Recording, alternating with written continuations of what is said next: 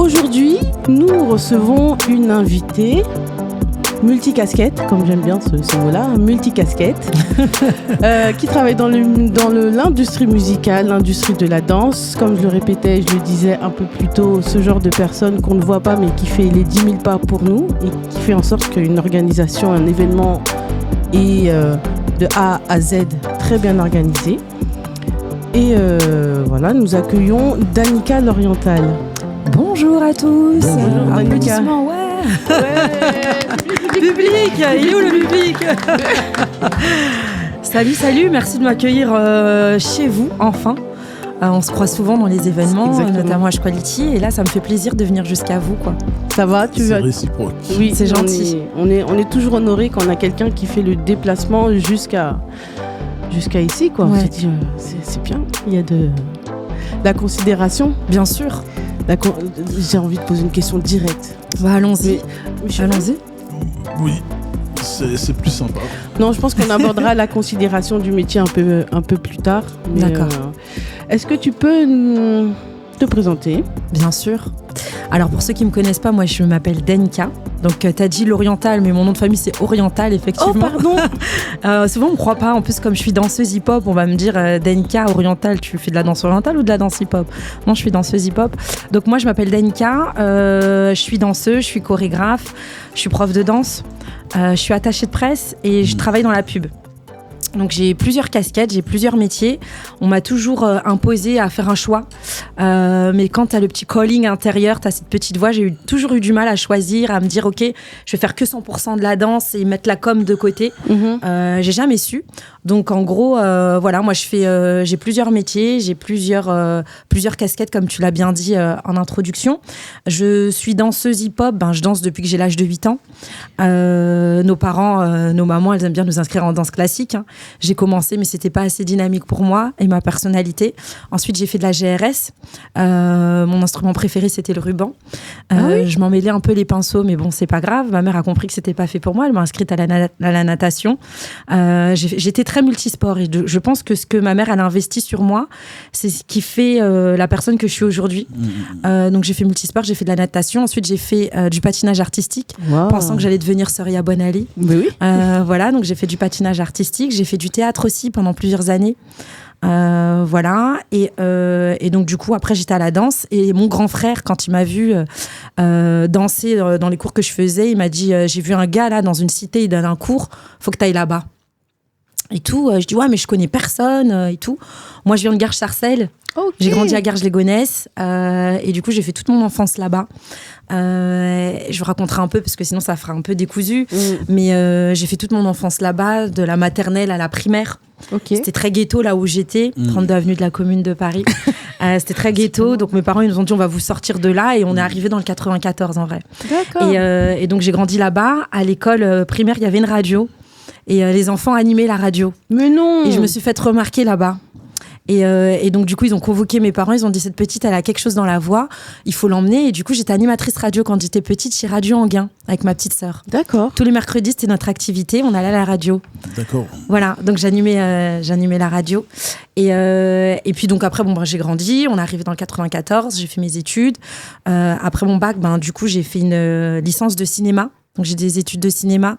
Je voulais devenir actrice au départ. Je pensais trop que j'allais tourner dans la série Le Prince de Bel-Air à côté de Will Smith. Et de sa sœur Ouais, de sa sœur, je m'imaginais trop dedans. Je suis d'origine haïtienne, donc j'ai la famille aux États-Unis. Je me suis dit, vas-y, le plan est bon. Et puis, c'est comme si que j'ai envie de te dire, Dieu m'a mis autre chose à cœur. Il m'a dit, je t'appelle pas que pour ça. Il faut que tu fasses, faut que tu manages les gens, faut que tu sois, les gens t'apprécient. T'es comme une maman. Développe-toi dans ce côté-là. Et en parallèle de ça, j'ai toujours fait de la danse. Donc, à côté de mes études, je faisais de la danse. À côté de mes études, je faisais des jobs dans l'événementiel. J'étais hôtesse d'accueil dans l'événementiel. À côté de mes études, je faisais aussi tout ce qui était casting sauvage. Je ne sais pas si vous savez ce que c'est. Non, dis-nous. Casting sauvage, en fait, j'allais à Châtelet et je voyais les filles qui étaient trop mignonnes, les mecs qui étaient beaux gosses, les groupes où il y avait de l'ambiance. Et je leur proposais de venir dans des émissions télé. Donc, je faisais du casting sauvage et je bookais le public dans les émissions télé. D'accord. Donc, les premières Star Academy, j'ai fait. Okay. Je m'occupais des loges dans des agences. J'allais chercher du public pour les booker dans des émissions télé. Je faisais de la figuration aussi sur les plateaux télé. Genre en mode ouais, c'est trop bien et tout. J'ai toujours fait ça à côté de mes études. Après, j'ai eu ma licence. Après, j'ai fait les FAP. Je sais pas si vous connaissez. Non plus. C'est une école. Ouais, c'est ça, c'est une école française d'attaché de presse. Ok. J'ai fait ça. J'étais pas du tout dans mon environnement parce que c'était des gens qui sont très hype, quoi. D'accord. Très là-haut. Moi, mes parents, ils sont commerçants, ils font le marché. Ils ont toujours lutté. Et je me suis dit, il faut que j'arrive à rendre fiers mes parents. Et du coup, donc voilà, j'ai travaillé comme ça. J'ai fait plein de petits jobs à côté. J'ai fait les FAP. Et arrive au moment, quand tu fais tes études, on te demande de faire un stage. Donc tout le monde était dans des gros trucs, Europe 1, France Télévisions. Voilà, ils allaient dans des grosses boîtes de production en démol. Ils faisaient des grosses émissions et tout. Et moi, je me suis dit, il faut que je fasse un stage chez Génération 88.2 et tout. Donc, quand je dis ça dans ma classe, tout le monde sait quoi, qu'est-ce qu'il raconte, celle-là, ils connaissaient pas. Et meilleures années. Franchement, j'ai fait mon stage chez Génération, je me suis fait plein de contacts et tout. J'ai fait ça. Après, le stage s'est arrêté. Il faut que je finisse mes études. J'ai fait un stage après en agence musique média consulting avec Octo. Donc, très grosse agence de promotion musicale où là, j'ai vraiment été formée dans le métier. Promo radio, promo télé, promotion web. J'accompagnais aussi mon chef dans des interviews. J'ai fait Julie Pietri, j'ai fait de la variété française. J'ai fait Christina Marocco, que j'ai revue en plus dernièrement à Vincennes. J'ai fait Gage, accompagnée à la radio. J'ai appris tout ça. Et après, je me suis mise à mon compte. Ok. Donc, j'étais attachée de presse et je m'occupais d'artistes en développement. D'accord. Et Miss Lay, que vous connaissez, rappeuse, je me suis occupée d'elle. Et là, gros buzz, du jamais vu dans le milieu du rap, on va dire, français. Elle était sur toutes les émissions télé qu'il y avait à l'époque, parce qu'il y avait plus d'émissions de musique, plus de supports web. C'est pour ça que c'est important d'avoir des médias comme vous qui donnaient la chance de prendre la parole. Et on a fait la couverture du magazine Amina. C'était du jamais vu. Miss Lay magazine, couverture du magazine Amina, article de presse, même le journaliste tellement qu'il m'aimait bien, paix à son âme, il est décédé. C'était le rédacteur en chef, Jean-Jacques Seymour. Il me dit, Danica, il faut que je vous interviewe. Donc je me retrouve aussi avec une page d'interview de moi qui paye pas de mine dans le magazine Amina. Il m'a dit, il a titré son article que j'avais réussi à devenir la fille qui j'étais par le biais de la rue. C'est dans la rue, dans le ring, que j'ai réussi à faire qui j'étais. Et puis après, je me suis occupée de pas mal de rappeurs en développement, etc. C'était très dur. Je suis une petite Renoir, je suis une petite nana. Faut apprendre à se faire respecter. C'est stressant aussi. C'est-à-dire que les gens, ils te payent. À un moment, il faut que tu leur dises, OK, tu passes à Skyrock, il faut que tu passes à la télé. Quand t'arrives pas, il faut que tu trouves les bons arguments. Des fois, il faut que tu leur dises que, hey, gars, ce que tu fais, c'est nul, en fait. Donc, voilà, faut que tu dises la vérité. Donc, c'était très dur pour moi. Et puis après, au milieu de tout ça, j'en avais un peu marre parce que c'est attaché de presse, c'est un métier un peu salopard. J'ai envie de dire, tu travailles beaucoup. Les retours ne sont pas obligatoires. C'est-à-dire que le journaliste fait ce qu'il veut. Il n'y a pas d'obligation. Le journaliste, s'il veut parler de toi, il parle de toi. S'il n'a pas envie de parler de toi, même si tu as envoyé des communiqués, tu as fait des rendez-vous et tout, il va te dire non. Et le mec qui t'a contacté va te dire, mais en fait... je t'ai payé pour rien, mais il voit pas tout le travail qu'il y a derrière. Parce que pour ceux qui nous regardent et qui ne savent pas, un attaché de presse n'a pas d'obligation de résultat, mais une obligation de moyens. Exactement. C'est pour ça qu'ils ont un calepin qui pèse le poids de la planète, voire celui du soleil. Ouais, t'as trop bien résumé, c'est exactement ça. Je travaille dans plusieurs secteurs d'activité, donc j'ai plein de contacts dans plein de choses. Dans la bijouterie, dans le luxe, dans le milieu urbain, j'ai plein de contacts. Et moi, mon rêve, c'est de pouvoir rassembler tout ça et aider les personnes dans le secteur urbain, de connaître un peu tous ces secteurs, mais c'est pas si facile. Et après, j'en ai eu marre et j'ai eu l'opportunité de travailler en agence de pub. La pub, tu payes, tu te vois, il n'y a pas à discuter, quoi. Tu veux passer à la télé, faut payer. Tu veux une affiche dans le métro, faut payer. Tu veux, voilà. Et donc, j'ai fait ça et là, ça fait 10 ans que je suis en agence média. D'accord. Voilà, où j'ai développé aussi un pôle attaché de presse, parce qu'en vérité, ça me suit. Même si j'essaie d'arrêter, ça me suit. Je crois que j'ai résumé un peu, là, j'ai trop parlé même. J'ai trop parlé. Présentation très riche. Très, très, très, très riche. Mais Danica, moi, je suis un grand défenseur de tout ce qui est indépendant.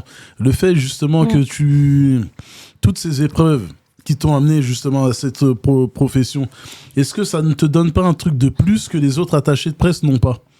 Ce côté combativité, en fait, t'es plus à même à comprendre un producteur indé ou un artiste en indé, en fait. Ouais, c'est vrai. Est-ce que c'est un constat, ça, chez Oui, toi? oui, c'est vrai. Ce que tu dis, c'est pas faux et c'est quelque chose qu'on m'a déjà dit. On m'a dit que j'étais vraiment très proche, en fait, entre guillemets, du client, très proche de l'artiste. Je suis danseuse, donc je peux comprendre ce que le danseur il essaye de véhiculer. Je travaille je suis entourée d'artistes, donc le milieu du spectacle, le milieu de la musique. J'arrive mieux à vendre un projet. Et c'est pour ça que quand on m'envoie des projets encore aujourd'hui, je préfère travailler sur un projet qui me parle. C'est pas que je me la raconte de faire ça. Le personne va me dire j'ai tant de budget, je te paye, tu fais ça. Mais en fait ton projet me parle pas, je préfère pas y toucher. Va avoir une personne qui va mieux s'en occuper de moi, peut-être. Je préfère vivre aussi et sentir le projet pour mieux le défendre, quoi. D'accord. Exact. Mais justement, en plus, tu connais le milieu de la danse et la musique. C'est plus dur parce que tu as dit que ouais, le monde de la musique, surtout le rap, etc., tu retrouves pas la même chose dans la danse. C'est différent? C'est très différent. C'est très différent. Dans le milieu de la danse, plus précisément des danses urbaines, le hip-hop, tu vas voir dans le milieu, le milieu des battles, nous on dit par exemple pour H-Quality, avec l'équipe avec qui on est, qu'on l'organise vraiment, les gens ils sont choqués de l'organisation professionnelle. C'est parce que... Si vous permettez, H-Quality, premier battle de début de l'année sur toute la France, ever, l'organisation. Ne serait-ce que pour voir comment c'est organisé, comment vous êtes accueillis. Prenez vos places. C'est tout ce que je peux dire. C'était ma petite parenthèse. Je souligne vraiment au stabilo fluo les propos de Danica. C'est vraiment la meilleure organisation et c'est pas pour vous caresser dans le sens du poil qu'on n'a jamais vu. Et j'insiste là-dessus. Niveau sécurité, les enfants, voilà. Ils sont au taquet là-dessus. Ils ne sont pas perdus en fait. Ils ne sont pas égarés. On ne les retrouve pas dans les coulisses ou ailleurs que là où ils doivent être. C'est le battle le plus sécure. En fait, c'est l'événement de danse le plus sécure dans lequel j'ai pu être. Sur tous les événements qu'on a pu faire, c'est vraiment celui là où je sais que mes filles n'ont aucun problème et n'en auront aucun. Bah merci, on est en pleine organisation, donc ça met encore plus de pression, on a intérêt à déchirer pour la 12e édition. Mais non, mais voilà, c'est vrai que je trouve que c'est deux milieux différents. Un artiste, par exemple, un rappeur indé, il a sa communauté. Donc toute ta communauté, tout ton quartier, tout ton groupe d'amis va dire que ce que tu fais, ça déchire. Donc lui va penser qu'il est fait pour aller sur Skyrock, il est fait pour aller sur Gêné, pour aller sur d'autres médias. Maintenant, il y en a plein qui sont en développement, pour aller chez Move. Voilà, ils vont se dire, voilà, moi je suis fait pour ça, tout le monde me dit que je déchire. Mais quand je suis une nana, moi j'arrive. Là, moi je ne rappe pas. Ok, j'ai une culture, on va dire musicale, on va dire à peu près correcte. J'ai un grand frère qui m'a baigné dedans. Je suis entourée de garçons aussi chez moi. On écoute du rap. Mon rappeur préféré, Kerry James. Enfin bref. Mais bon, voilà, on est. Parce que c'est le même drapeau, c'est le même drapeau. Haïti. Mais non, mais en tout cas, j'ai remarqué que c'était pas. Je peux pas les mettre sur le même levier. Vous voyez ce que je veux dire? La danse, c'est certes de la performance physique. T'es là, il faut que tu montres un produit, un projet que tu as travaillé en amont. Et dans le rappeur, tu vas voir très rapidement le côté égocentrique. Ouais, c'est vrai. C'est le côté égocentrique qui vient. Moi, je pèse, moi, je suis le meilleur. Comment ça se fait? Je cartonne pas. Comment ça se fait? J'ai pas fait tant de vues. Tu vois? Et après, il y a des choses qui n'étaient plus trop alignées avec moi par rapport à l'image. De certains rappeurs, c'est très sombre, c'était très ténébreux, très vulgaire, très gang, très voilà, c'était du rap brut. Après, il y a plusieurs styles de rap, hein. Mais après, on me démarchait pour faire ça, mais je me sentais pas dedans. Donc c'est pour ça que j'ai préféré arrêter de faire le rap et puis la danse, parce que ça me parle et j'aime bien parler des projets qui me parlent, quoi. Dans chaque domaine de sport que tu as fait longtemps, par exemple la GRS, oui. Et natation, suffisamment longtemps? Je pense pas suffisamment longtemps. La GRS, alors j'étais petite, peut-être que je crois que j'ai GRS, j'en ai dû faire 2-3 ans. Pas mal. Patinage artistique, je pense 1 an. D'accord. Natation, je pense 1 an. Et en fait, ma mère, à chaque année, elle nous changeait de sport. Donc, une fois qu'elle a compris que j'étais bien dans la danse, voilà, elle a dit ma fille, vas-y, elle m'a inscrite dans tous les styles de danse. Et voilà, quoi. Est-ce que ça te sert, toutes ces expériences lointaines là, de sport, est-ce qu'elles t'aide aujourd'hui? Ouais, je pense que oui. Après, je sais que dans la culture haïtienne, on est très travailleurs. On n'est pas du tout des personnes paresseux. On aime bosser, on est des bosseurs, fatigués ou pas, il faut que tu bosses.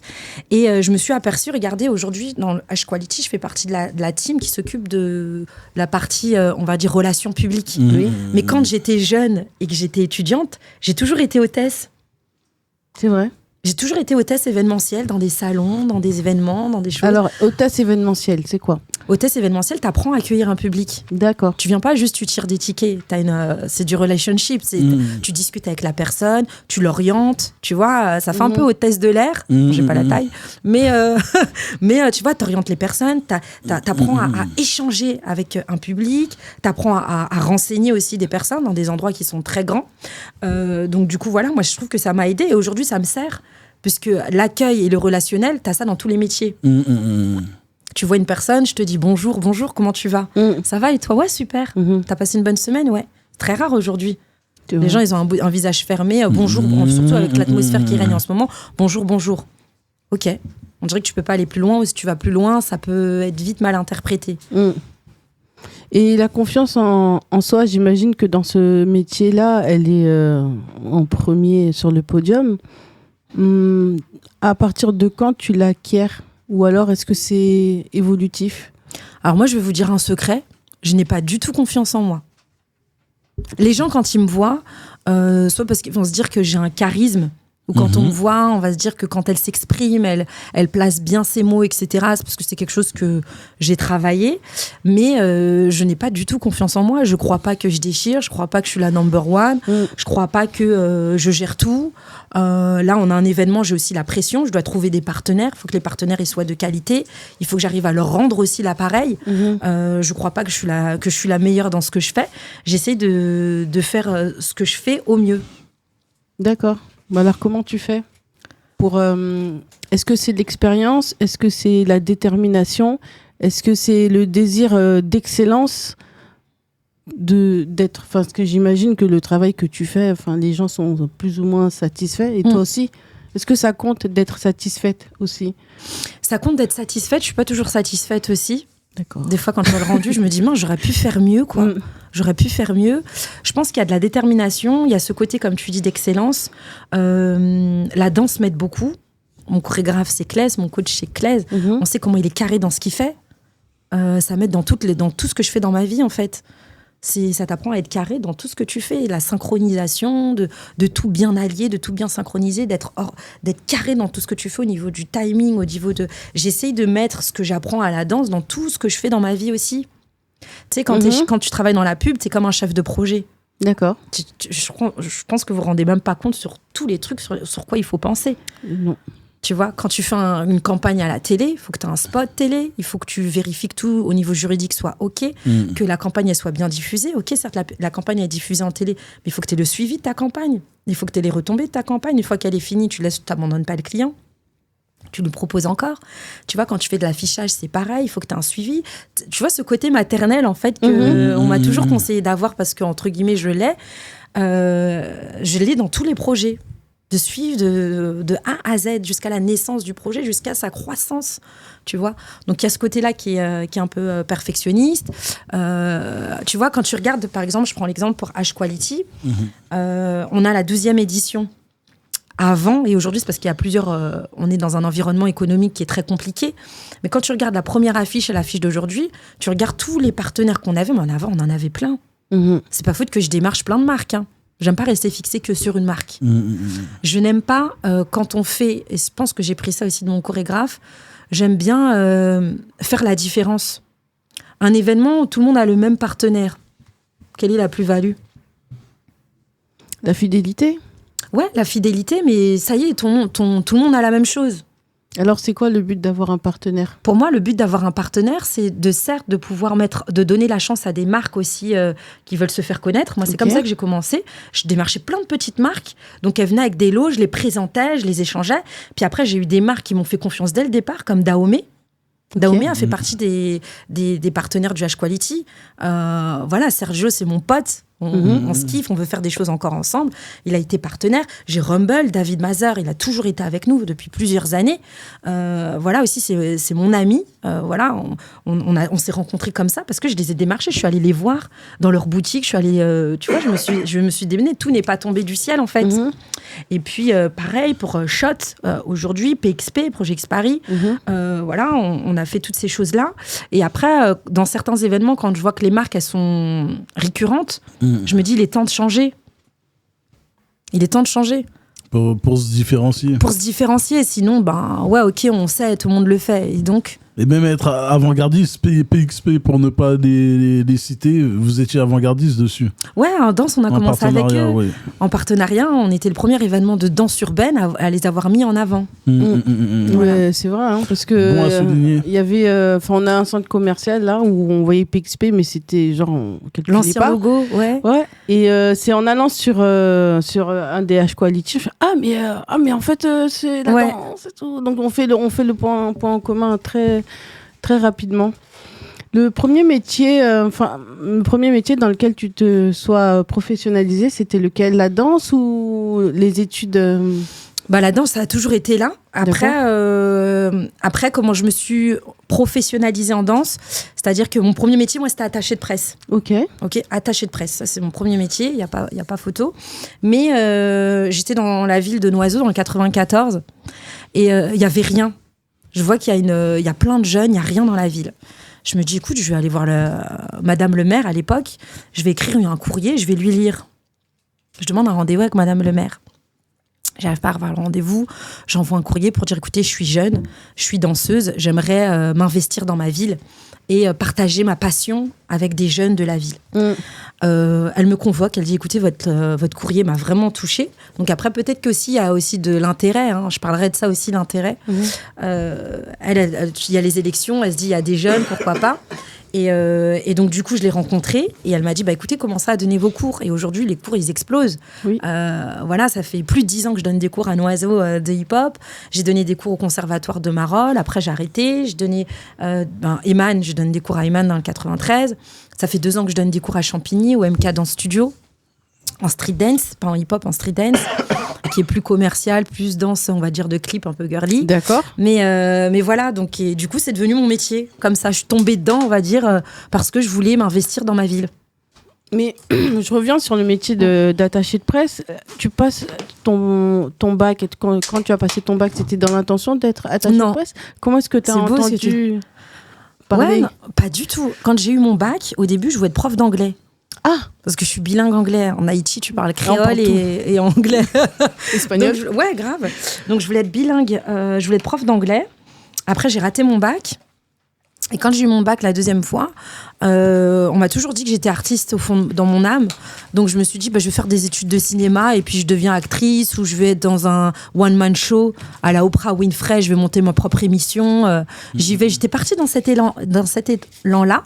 Et du coup, ça s'est fait comme ça. Après, voilà, j'en ai parlé à ceux qui m'environnent. Je voyais qu'il y avait un besoin autour de moi. Miss Lay, tu vois, tout ça, ils avaient besoin aussi de RP. J'en ai proposé. Après, je suis quelqu'un qui suis croyante. Je prie aussi. Et ce qui vient en premier dans mon cœur, c'est ça. Donc, je me suis dit, let's go, quoi. Mais tu vois, je suis quand même allée jusqu'à ma licence de cinéma. Moi, je pensais faire du cinéma à fond, quoi. Quand même. Je vais pas faire le cliché. Moi, je suis antillaise et je sais que j'avoue, les Haïtiens, il y a beaucoup d'artistiques, mais c'est pas un domaine vers lequel les parents te poussent. Ils vont te dire, oui, c'est plus la sécurité de l'emploi. Ce qu'ils espèrent de mieux pour leurs enfants, c'est une garantie de l'emploi, pas forcément l'épanouissement. Oui. Et tu as eu tout de suite le soutien de tes parents pour les études de cinéma? Oui. Mon père, son rêve, c'est de me voir à la télé. Tu vois, les darons anciens, ma fille a réussi à aller à la télé alors que ça ne veut rien dire. Mon père, c'est son rêve. Je n'ai jamais réalisé son rêve. Mon père est encore vivant aujourd'hui où on enregistre. Amen. J'espère qu'avant qu'il parte, que je puisse réaliser ce rêve-là. Mais c'est pas un peu fait. Avec toutes les personnes que tu as mis médiatisées. Aussi, c'est vrai. Donc aussi. C'est... Ouais. Parce que... Enfin, moi, les RP attachés de presse, managers d'artistes, moi, je vous vois un peu... C'est comme des ingénieurs du son. Ça veut dire, t'apprécies un titre, et tu ne sais pas le travail qui a été fait. Oui. Ça veut dire votre travail, pour moi, l'excellence dans ces métiers, c'est de réussir à exister en étant totalement transparent, invisible. Exister ouais. C'est là que moi je vois la force de toutes ces personnes. Michael Jackson, sans le mix de Bruce Wayne, l'album ne serait jamais ce qu'il est. Et ben, beaucoup d'artistes, beaucoup de marques, sans votre travail, on saurait même pas ce qu'elles sont. C'est vrai. Donc, pour moi, t'es à la télé de façon très... C'est un peu comme... c'est comme croire à Dieu ou ressentir le vent. Oh, c'est beau. Oh, applaudissements, public. Public. C'est beau, c'est très beau ce que tu as dit. Mais c'est réel. Et je joue ma parenthèse. Il fut un temps, je manageais. Et Danica, je te dis, je fais mon coming out.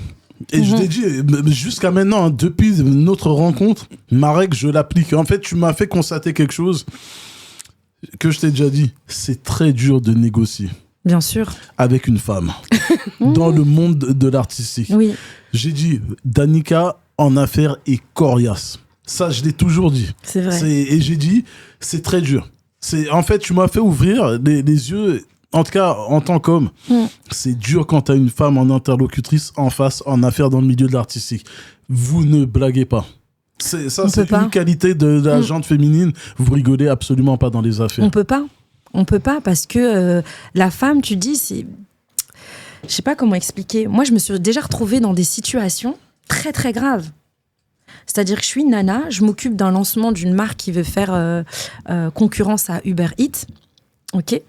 Je m'occupe de faire les RP, voilà, pour cette marque et tout ça, etc. J'arrive à leur avoir Le Parisien, article de presse, presse print et presse digitale. J'arrive à leur avoir un reportage chez Télématin, France 2. C'est l'émission qui cartonne. J'arrive à leur avoir du M6. Le JT du 12-45, va voir le JT du 12-45, va voir le JT du 12-45. Je suis devant une équipe de mecs, ils sont pas contents. Ah bon ? T'arrives en réunion, et ça me fait penser un peu au milieu du rap aussi, de ce que j'ai pu vivre dans certaines expériences. Tous les rappeurs ne sont pas mauvais, attention. Mais j'arrive, je suis sur une table, je suis la seule nana, j'ai ma feuille, mon stylo, les mecs, ils arrivent, ils ont les bras croisés. Ils veulent pas payer. En gros, tu dois rendre des comptes. Donc, ok, on en est où ? Ben, on en est où ? Toi, ta voix, elle tremble. Je dis, par contre, vous ne commencez pas à mettre... Donc, je commence aussi à devenir un peu une Kaira aussi. Vous n'avez pas commencé à mettre la pression. Je sais ce que je fais. J'ai envoyé votre communiqué à tant de personnes. Vous avez eu ça comme retombée. Vous avez eu ça. Ouais, non, ça c'est pas assez. C'est pas bon. C'est pas bon. Tu peux regarder au niveau de quantitatif. Mais quand tu regardes la qualité des supports qui t'ont reparlé, tu as du M6, tu as du France 2, tu as du Parisien. Là, tu peux même pas parler. Tu vois, donc c'est des choses sur quoi je me suis déjà trouvée. Je travaille je fais des RP pour rien à voir, un laboratoire médical. Je mets pas forcément tout ce que je fais sur les réseaux. J'en mets de temps en temps parce qu'on me dit oui, tu fais des RP, tu montes pas assez. Je vais en mettre de temps en temps. Mais avec la communauté que j'ai, c'est pas forcément la cible. Donc il y a plein de choses que je fais que je ne mets pas forcément sur les réseaux. Mais voilà, une marque de poux, de produits pour le poux, la nana elle me dit, je te fais confiance, j'aime trop ta personnalité. Je ne suis pas médecin. Je travaille pas dans les... Elle me dit, je fais confiance à ta personnalité. Tout l'été, elle était dans tous les articles de presse. Elle, Femme Actuelle, toutes les presses féminines. Est-ce que justement, une remarque comme la personne de ce laboratoire, est-ce que c'est pas un essence ? Est-ce que c'est pas un kérosène en plus qui, au niveau motivation? Est-ce que justement ce genre de remarque ne te pousse pas à faire un surplus limite? Oui. T'as déjà fait ta facture, mais parce que la personne elle a été comme ça, paf, je vais essayer d'aller chercher un truc en plus. Exactement, t'as tout compris. Ouais. C'est, comme je te disais, c'est du relationnel, c'est un échange. Une personne qui est cool avec toi, qui est sympa avec toi, t'as envie de tout lui donner. Une personne qui est fermée, qui est brute, le travail c'est le travail, tu fais le strict minimum. Là, t'as envie de te déchirer pour la personne. Mais tu vois ? Et je trouve que ça, moi j'appelle ça du marketing sain. Parce qu'il y a des gens qui te sortent des vidéos, etc. Ouais, si tu fais ça, tu vas fidéliser la cliente. Je pense que naturel, c'est de la fidélisation bio. Oui. Tu vois, ça se fait naturellement et compagnie. Et les fondations, elles sont saines. Moi, je trouve que cette façon de bosser, c'est la meilleure. Une question. Les réseaux. Alors, je sais pas si tu as eu le temps de bosser avant l'apogée, entre guillemets, des réseaux. Est-ce que c'était plus facile maintenant? Est-ce que les réseaux sont un obstacle? Est-ce que l'IA fait partie d'une option? C'est une superbe question ce que tu dis. Avant, quand il n'y avait pas les réseaux, les gens étaient sur les sites internet. Vous vous rappelez, avant, vous avez les articles sur le... Donc, ton nom, il ressort à chaque fois. Mon téléphone, il sonnait tout le temps. Ah. Denka, comment tu vas? C'est écrit en bas. Relation presse, contact. Oui. Ton téléphone, il sonne tout le temps. Ouais, machin, t'es l'ami de tout le monde, t'es invité partout. Quand ton projet il est terminé, ton téléphone, il sonne plus. Si t'as pas on va dire, le mental, tu peux tout de suite sombrer. Il y avait ça, il y avait la partie web. Donc moi, je travaillais comme ça. Avant, il n'y avait pas les réseaux. Quand les réseaux sont arrivés, il faut apprendre à te mettre en avant. Donc au début, on dirait qu'il fallait te faire des photos où tu te la racontes. Où tu elle est trop machin, etc. Et puis tu as des gens, tu sais pas si c'est un métier aussi, il faut que tu fasses attention, te protéger. Tu sais pas si les personnes, elles sont sincères ou pas. Donc tout de suite, t'es trop belle, t'es trop sympa. Tout le monde te trouve beau quand il y a un intérêt. Quand il n'y a plus d'intérêt, personne commente vous allez le comprendre pour vous aussi, de la night. Quand votre support va level up et tout, ton téléphone va sonner, tout le monde voudra venir dans ce média, etc. Tu vois, c'est toujours comme ça. Mais pour moi, pour revenir à ta question, pour pas m'égarer, sur les réseaux sociaux, pour moi, c'est un plus. Okay. Aujourd'hui, il y a des artistes qui ont tout pété à cause des réseaux sociaux. Aujourd'hui, tu as des RP, elles peuvent valoriser leur travail par leurs réseaux sociaux. T'as des danseurs aujourd'hui, quand c'est bien fait, je te dis pas, tu fais ta petite danse, c'est n'importe quoi, ils arrivent à trouver justement, être bookés sur des scènes, des avant-premières, etc., par les réseaux sociaux. Aujourd'hui, un programmateur, parce que tu travailles aussi avec des managers, quand t'es RP, tu travailles avec tout le système. La première chose qu'ils regardent, ils ont combien de followers? Oui. Moi, je travaille en agence de pub. Il y a une marque, elle va regarder, elle va dire, ok, ils font combien? Je veux être interviewée. Moi, même mes clients, ils vont me dire, Denka, ça m'intéresse d'être interviewée. Tu peux me dire, ils ont combien de followers? C'est chaud. Ah, ils en ont 150. Zap. Prends autre chose. Le média, il est peut-être plus nul que le vôtre. Ils ont 5 000, 20 000 cas de followers. Denka veut bien être interviewé avec eux. J'aime beaucoup. Sachant que le contenu n'est pas forcément, tu vois. Alors, petite anecdote. Ne reproduisez pas ça chez vous. Par exemple, il y a des sites comme, comment ça s'appelait, 5euros.com, etc., où tu pouvais proposer des prestations. Et moi, j'avais lancé une playlist, là où il n'y avait pas beaucoup de trucs, c'était sur Spotify. Et je garantissais un nombre de streams, minimum. C'est-à-dire tu payes 5 euros et en stream, pour faire 5 euros à l'époque, en tout cas parce qu'après il faut toujours réajuster, c'était 1000 streams. Entre 1000 et 1500 streams, ça te rapporte en tant que producteur, entre guillemets, 5 euros les 1000 streams. Donc les gens mettaient 5 euros et moi je garantissais 1000 streams. Bien sûr, j'avais mes téléphones qui tournaient en boucle. Ouais, bah oui. Ce qu'on appelle une ferme à clics. Et donc, quand les gens... Il y a un gars un jour qui m'avait interpellé. Ouais, mais regarde le nom des machins, c'est des inconnus et compagnie. J'ai fait OK. Moi, il y a DistroKid qui avait plusieurs... DistroKid, je donne les noms, j'ai rien à cacher. DistroKid, c'est plusieurs millions. Je suis rentré... On avait un titre qui était rentré dans la playlist de DistroKid. En stream, ça m'a rapporté que 40. Donc, si tu fais un pourcentage, t'es à 0% en fait. 40 streams sur plusieurs millions d'auditeurs abonnés. Et à l'inverse, l'exemple que tu as donné, tu as 150 followers. En fait, moi, ça m'attriste de voir les gens qui réagissent comme ça. Si tes 150 followers, par exemple, c'est Elon Musk, c'est le gars d'Amazon, c'est que des gars comme ça. Qu'est-ce qui est le plus lourd entre 150 types comme ça et 2 millions de followers? Parce qu'au final, les 2 millions, ils vont suivre ces gars-là qui sont là. Moi, ça m'attriste de voir que des professionnels ne font pas attention à ce genre de truc. Moi, je vais plutôt regarder qui s'abonne à ce truc plutôt que la masse. Parce que j'ai remarqué que la masse, sur du long terme, ça ne paye pas. En tout cas, dans le milieu urbain, ça paye absolument pas. Mais ils vont pas aller à ton concert, par exemple. Exactement. C'est pas 2 millions qui vont aller à ton concert. Enfin... Mais quand tu regardes, bon bref, il y a certains médias, regardez, moi je regarde beaucoup YouTube, je vois plein d'abonnés, tu peux avoir 600 000 abonnés sur YouTube, mais quand je vois que ta vidéo, alors que tu as 600 000 abonnés, ne fait que 10 000, c'est très mauvais au niveau des stats. Oui. Tu vois, Alors, toi, c'est parce que tu es un professionnel. Toi, tu es un professionnel, donc tu regardes toute cette, on va dire, toute cette sphère. C'est comme quand tu as des likes sur Instagram, il faut que tu regardes le ratio avec les commentaires pour voir si c'est pertinent ou pas. Tu as des gens, ils vont avoir plein de likes, mais zéro commentaire. Donc, du coup, c'est juste du like comme ça. Ça parle pas, ça n'échange pas. Mais aujourd'hui, on vit dans un système où le chiffre compte. Tout est fait de chiffres. Tu donnes un cours de danse, on va voir la qualité. Alors, tu peux être un très bon prof. On va voir la qualité de ton cours de danse en fonction du nombre d'élèves. Aujourd'hui, tu vas...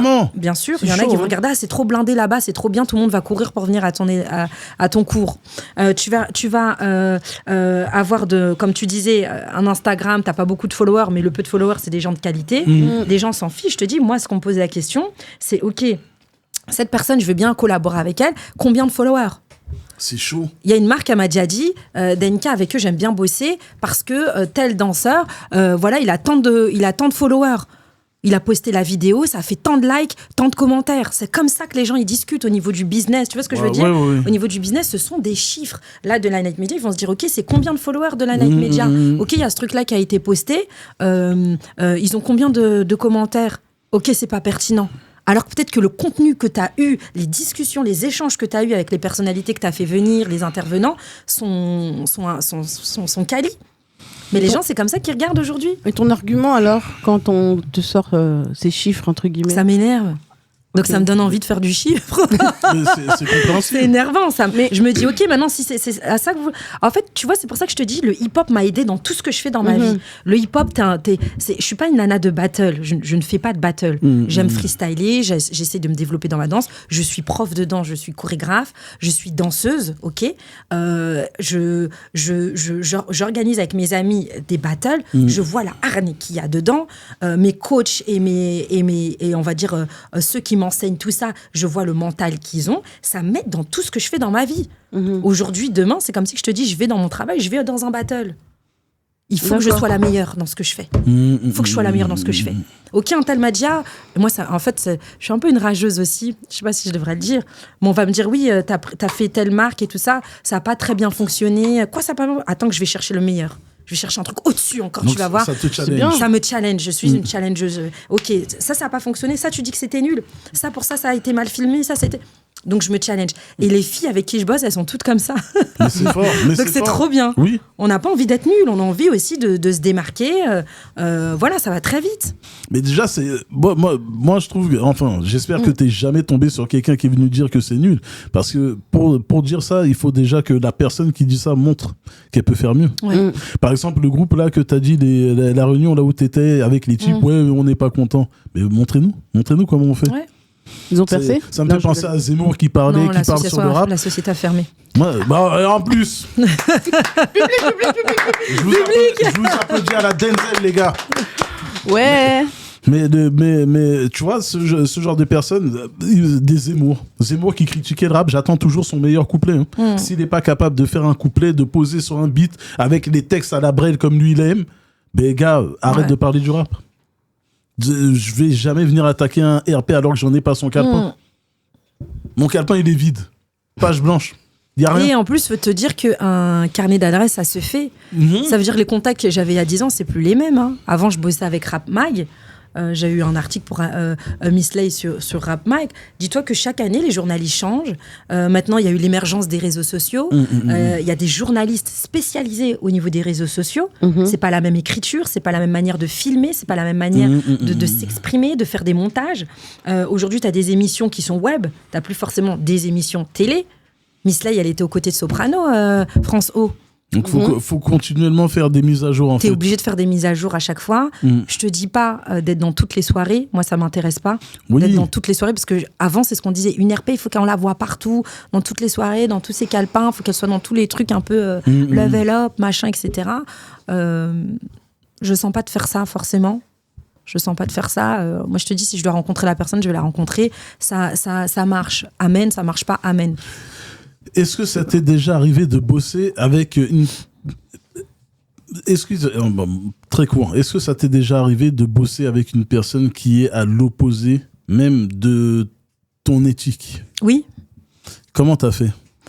Comment j'ai fait ? Alors, moi, on m'appelle aussi caméléon. C'est un truc qu'on m'a déjà dit. C'est-à-dire que j'arrive à j'arrive facilement à rentrer dans l'univers d'une personne qui n'est pas du tout dans mon mood. Tu verras, des fois, je suis dans des soirées où j'ai été conviée. Pas des soirées où on me dit il faut être, des soirées où j'ai été conviée. C'est pas du tout des soirées, je vais être la seule Renoir dans le truc. C'est des gens OP, machin. J'apprends. Je regarde, ok, ils font comme ça, j'apprends.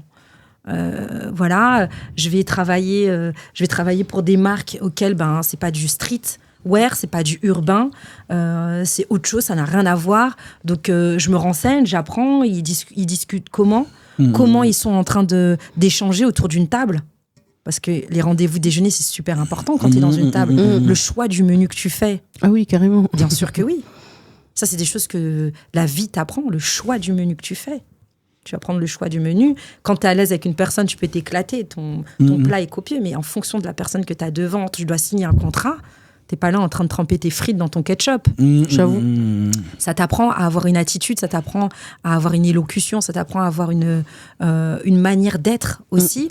Donc, moi, j'ai été dans des secteurs d'activité qui n'ont rien à voir avec la danse, rien à voir avec le rap, rien à voir avec le côté urbain. Là, c'est autre chose, Danica. T'apprends. Tu y vas, t'apprends, tu regardes, mais quand je peux placer le urbain, je le place. Et ça, les gens adorent. D'accord. Les gens adorent. Quand je peux placer, je suis dans un truc qui n'a rien à voir. Oui, machin. Ah bon ? Même des gens, moi, j'aimerais bien venir danser avec toi, un jour me lâcher un peu. Tu vois, des gens très cotés, qui ont besoin aussi de se changer les idées. Ah bon ? Tu sais, ils sont choqués. Je vais te donner un exemple, une dinguerie qui s'est passée, vraiment. Après, on va dire que c'est peut-être un don que j'ai, je sais pas. La compagnie Azaria danse dans un événement, je crois que c'était un événement humanitaire dans Paris. Et de loin, je vois Francis Lalanne. Vous voyez, c'est qui Francis Lalanne ? Oui. Il n'est pas hip-hop, il n'est pas urbain, il chante pas de rap, on est d'accord. Il est avec sa guitare, il a les cheveux longs, rien à voir. Et je dis moi, je suis une folle aussi. Francis J'appelle Francis et tout. Et il me regarde de loin. Je peux prendre une photo avec vous ? Parce qu'avant, j'aimais bien prendre la photo avec toutes les stars. Et tout. Et je dis, Francis, je peux prendre une photo avec vous et tout. Il arrête tout le monde, il est choqué. C'est qui elle qui veut prendre une photo avec moi ?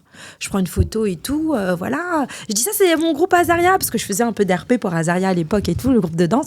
Et je leur dis ouais et tout. Je lui dis ouais et tout, ça c'est mon groupe Azaria. Francis, est-ce que tu pourras parler d'elle et tout ? Mais il était choqué de toute l'émotion que je sortais. Il m'a dit prenez mon numéro.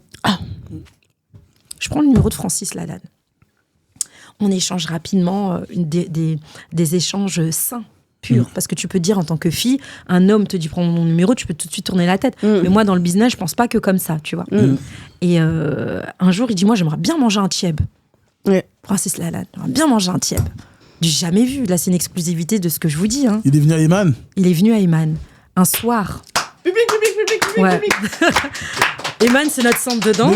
Mais soir, quand il y a personne, parce que c'est quand même une star. Sous sa barre. Tieb, on fait le gros repas, la table, il est là, on discute une soirée entière. Un homme exceptionnel. Et ensuite, après, il voulait que je l'accompagne dans certains de ses projets. Et il m'a présenté comme si j'étais son attaché de presse. Trop bien. Ça, c'est Francis historique. Lalanne, monsieur Francis Lalanne. Ça, c'est historique. Ah oui. Autre exemple, il y a un autre journaliste aussi de chez BFM TV qui aime bien parler de l'histoire des États-Unis. Je pense que vous savez de qui je parle, peut-être. Comment il se coupe les cheveux, c'est en mode comme si il avait des tresses. Ok. Ah oui. Bon là, par contre, tu m'excuseras, j'ai un peu menti. Je suis dans le RER A. Et tout, je vois, il s'assoit devant moi. Et tout. Donc je me dis, sa tête me dit quelque chose, on dirait un journaliste. Il me regarde, je le regarde. Il me regarde, je le regarde. C'est tac, tac, le regard RER, tac, tac, tac, tac. Il me dit, excusez-moi, vous étiez pas à la Fashion Week spéciale afro et tout ça. Je me dis, Danica, peut-être tu peux avoir mon contact. Oui, j'y étais. Alors que pas du tout. Je dis, oui, j'y étais et tout. On échange nos cartes et tout. Machin, je suis pas taille mannequin du tout. Je sortais schlag du travail. Et tout, je recontacte et tout. Je le convie à la salle. Il vient à Eman. Public. Donc en fait j'ai fait plein de rencontres hallucinantes. Si vous saviez les gens que j'ai rencontrés, il y a des gens qui veulent pas être sur les réseaux. Non, tu dis pas, c'est personnel. Là, je vous donne un peu des exclusivités. On a rencontré des gens de la télé, des gens qui sont hautement placés. Waouh. Et on leur parle hip-hop et ils savent très bien ce qui se passe. Je vous le dis, ils savent très bien ce qui se passe. Est-ce que juste c'est un plus que ça leur apporte un plus eux-mêmes? Est-ce que le fait de les sortir de leur contexte pour leur montrer, ce monde, il existe, il est réel, il est solide. Est-ce que ça leur apporte, est-ce que tu constates que ça leur apporte quelque chose, même personnellement? Humainement, oui. Ouais, humainement. Humainement, ça leur fait du bien. Ils disent, punaise, tu sais, quand t'es quelqu'un qui est toujours dans les trucs VIP, t'es toujours coté. Des fois, t'as envie d'un truc simple, un truc naturel. Je peux manger du pain avec du Nutella. Viens, on se prend un café. Viens. Tu vois, ils veulent des trucs vraiment nature, simples. Et quand toi, tu leur apportes ça, ils disent, attends, ça existe encore? Je te dis, des fois, je fais des rendez-vous déj avec des journalistes, mais on se fait des rendez-vous déj, on mange vraiment gras, sale, on est éclaté de rire, on kiffe ce moment. Merci Danica, à la semaine prochaine. Parce que t'as des gens avec qui ils ont besoin d'avoir ces échanges-là, t'as ces personnes qui ont besoin de choses, on va dire, nature. Aujourd'hui, j'ai un téléphone pro, tu vois, genre, mon téléphone pro, et j'ai mon téléphone personnel. J'ai 2 téléphones. Mon téléphone personnel devient mon téléphone pro. Parce que je parle là, des fois, les gens me disent trucs. Et Danica, t'as ton téléphone perso? Commence un peu à te parler là, machin, de tout et de rien. Bonne fête, bon anniversaire, on t'envoie des cadeaux, trucs. Bon. Et des fois, je suis là, on va rester quand même sur le téléphone pro pour que j'ai aussi ma vie personnelle, tu vois, être tranquille, quoi. Et est-ce que ça te fait l'effet... Il y a des comédiens, il fut un temps, je côtoyais des comédiens théâtre qui montent sur les planches. Et... certains usaient de drogue pour rester dans l'euphorie qu'ils avaient lorsqu'ils étaient sur scène. Ils ressentaient Toi, quand tu côtoies ces personnalités ou ces personnes avec des fonctions importantes dans le milieu artistique, quand après tu reviens, comment est-ce que tu fais? Ou alors ton quotidien est comme ça? Est-ce qu'il y a Danica Oriental dans son privé, dans son intimité, et Danica Oriental RP? Ou alors c'est la même personne? Est-ce qu'il y a des vagues là où tu te dis, oh là c'était là c'était un... Et après il y a les moments de down. Exactement, ça me l'a déjà fait 2 fois. Quand j'ai débuté en tant qu'attachée de presse, j'ai travaillé avec une très grande attachée de presse sur Paris, qui était l'attachée de presse d'un présentateur télé. Ok. Et premier plateau où je l'accompagne, etc. Voilà, elle me montre un peu comment ça se passe. Donc t'es dans le luxe, tu vois, t'es là, etc. Tu retournes chez toi. Je prends mon taxi pour rentrer chez moi. Ok, ça c'est, elle te paye le taxi. Je suis dans un autre événement, je m'occupe. C'était un événement, ça s'appelait MCB, le Salon mondial de la coiffure et de la beauté. Donc c'est un événement qui a encore lieu aujourd'hui. Moi, je trouve un poste et la nana elle me dit, je veux que vous occupez de prendre le contact de toutes les personnes à l'accueil. Et comment elle voyait que je prenais les contacts, comment j'aimais bien que ce soit carré avec mon truc stabilo, j'accroche le truc. J'aime bien je suis une nana, hein, j'aime bien quand il y a plein de couleurs. Elle me dit, mais vous êtes RP, vous faites des attachés de presse, tout. Je dis oui. Elle dit, j'aimerais bien bosser avec vous. Donc, le truc, c'est MCB, c'est les défilés de mode. Pouf, t'as des trucs, de la coiffure, du défilé. Je suis entourée que de stars. Que de stars. Je suis entourée que de stars. Ça mange des trucs de luxe, quoi. Et tout ça, après, je prends le RER pour rentrer chez moi. Et quand ça me faisait... Je rentre chez moi, je suis là, je regarde mes 4 murs, je suis OK. J'ai en fait la vie, c'est pour ça que ta tête elle peut très vite tourner. Tu crois que t'es que dans des trucs comme ça, t'as une adrénaline qui est là.